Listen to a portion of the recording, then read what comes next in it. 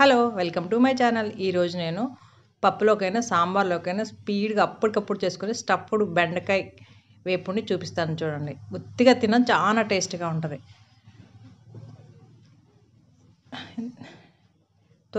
త్వరగా అయిపోద్ది, easy process కూడా, కానీ టేస్ట్ చాలా బాగుంటుంది.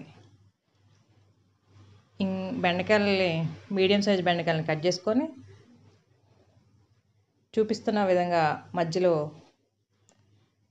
అలా హోల్ పెట్టుకొని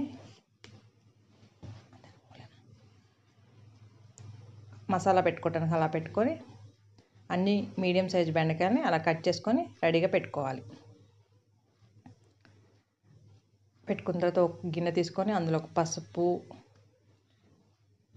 ఉప్పు, ధనియా పౌడర్, కొంచెం గరం మసాలా, ఇంట్లో గరం మసాలా కొంచెం వేసుకొని కారం కూడా వేసుకొని కలుపుకోవాలి. మిస్టేక్ నేను మర్చిపోయి కారం వేసిన తర్వాత నూనె పోసి కొంచెం కలుపుకోవాలి. క్విక్గా అయిపోద్ది. స్పీడ్గా సాంబార్లోకి పప్పులోకి టేస్ట్గా ఉంటుంది, క్విక్గా అయిపోద్ది. ఇలా స్టఫ్ని ఒకసారి బెండకాయలో పెట్టేసుకొని ఒక గిన్నె పెట్టుకొని 2 స్పూన్స్ ఆయిల్ సరిపోద్ది.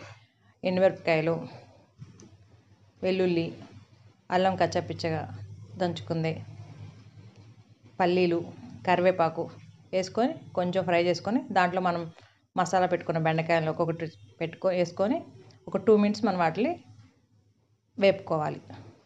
వేపుకున్న తర్వాత మిగిలిన మసాలాను కూడా వేసి మంచిగా మీడియం టు లోలో పెట్టుకొని వేపుకుంటే స్టఫ్డ్ బెండకాయ ఫ్రై రెడీ అయిపోద్ది. ఎంతో టేస్ట్గా ఉండే, సింపుల్గా చేసుకునే, పప్పులోకి సాంబార్లోకి చేసుకునే బెండకాయ ఫ్రై ఇది. నచ్చితే లైక్ చేయండి, షేర్ చేయండి, సబ్స్క్రైబ్ చేయండి. Thank you all.